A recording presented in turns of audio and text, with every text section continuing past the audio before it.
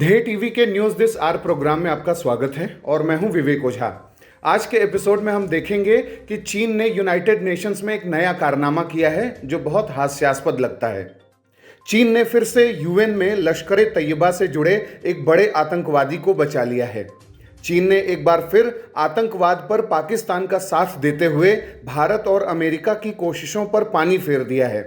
पाकिस्तानी आतंकी अब्दुल रहमान मक्की को वैश्विक आतंकवादी घोषित करने के भारत और अमेरिका के साझा प्रस्ताव पर चीन ने सुरक्षा परिषद में अड़ंगा डाल दिया है, यानी उसे ब्लॉक कर दिया है।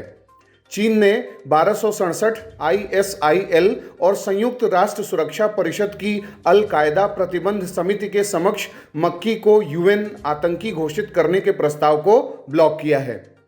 जिस तरह से quad, Indo Pacific economic framework, I2U2 जैसे अलायंस पर भारत और अमेरिका सक्रिय हुए हैं, चीन उससे बौखला गया है और आतंकवाद और आतंकवादियों के समर्थन वाला अपना चरित्र उसने एक बार फिर से सबके सामने रख दिया है।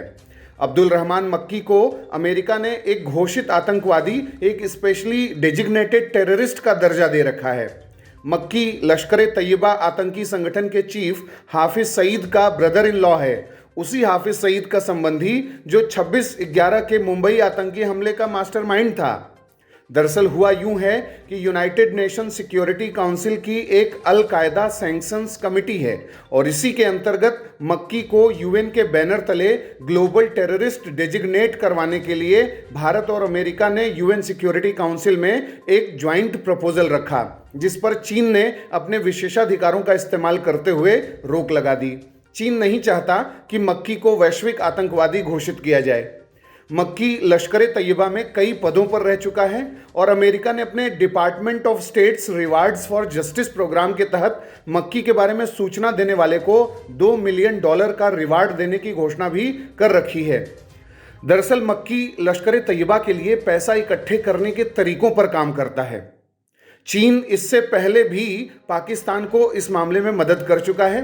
पहले चीन मलेशिया और टर्की के साथ मिलकर FATF में यानी फाइनेंशियल एक्शन टास्क फोर्स में पाकिस्तान को ग्रे लिस्ट से ब्लैक लिस्ट होने से बचा चुका है, क्योंकि शायद आपको ये जानकारी होगी कि FATF में यह कानून है कि अगर 3 सदस्य देश किसी प्रस्ताव को ब्लॉक कर दें तो फिर वो ब्लॉक हो जाता है।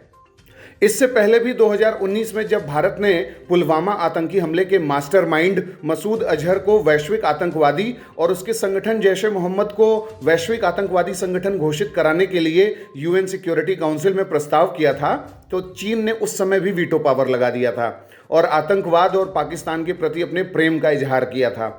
15 सदस्यीय UNSC में चीन ऐसा कारनामा करने वाला अकेला देश था। 2009 में भी भारत ने मसूद अजहर के खिलाफ ऐसा ही प्रस्ताव किया था। 2016 में भारत ने P3 देशों यानी अमेरिका, ब्रिटेन और फ्रांस के साथ मिलकर यही प्रस्ताव किया कि ग्लोबल टेररिस्ट और ग्लोबल टेररिस्ट ऑर्गेनाइजेशन घोषित किया जाए। यूएन के 1267 सैंक्शंस कमेटी के तहत इन देशों ने मसूद अजहर को बैन करने का प्रस्ताव किया था। मसूद अजहर को ही 2016 के पठानकोट आतंकी हमले का मास्टरमाइंड माना जाता है। 2017 में भी इन सभी देशों ने ऐसा ही प्रस्ताव यूएन में किया था, लेकिन सबसे गंभीर बात यह है कि चीन ने हर बार ऐसे यूनाइटेड नेशंस प्रस्तावों को ब्लॉक कर मसूद अजहर और जैश ए मोहम्मद को बचा लिया। अब आप हमें कमेंट बॉक्स में बताएं कि इस तरीके के प्रक्रियाओं से, इस तरीके के बातों से कैसे भारत बच सकता है। यूनाइटेड नेशंस में आतंकवाद से जुड़े हुए प्रस्तावों को प्रभावी तरीके से क्रियान्वित करने में भारत को क्या डिप्लोमेसी करनी पड़ेगी, किस तरीके से भारत इस मामले में आगे बढ़ेगा, इसके बारे में आपके क्या मत हैं, आप हमें कमेंट बॉक्स में बताएं। और ये भी बताएं कि हाल के कुछ महीनों में अगर यूनाइटेड नेशंस ने किसी इंटरनेशनल टेररिस्ट ऑर्गेनाइजेशन को ग्लोबल टेररिस्ट ऑर्गेनाइजेशन अगर घोषित किया है या फॉरेन टेररिस्ट ऑर्गेनाइजेशन घोषित किया है तो उसका नाम भी आप हमें कमेंट बॉक्स में बताएं। अगले कार्यक्रम के साथ जल्द ही हाजिर होंगे। इजाज़त दीजिए, नमस्कार।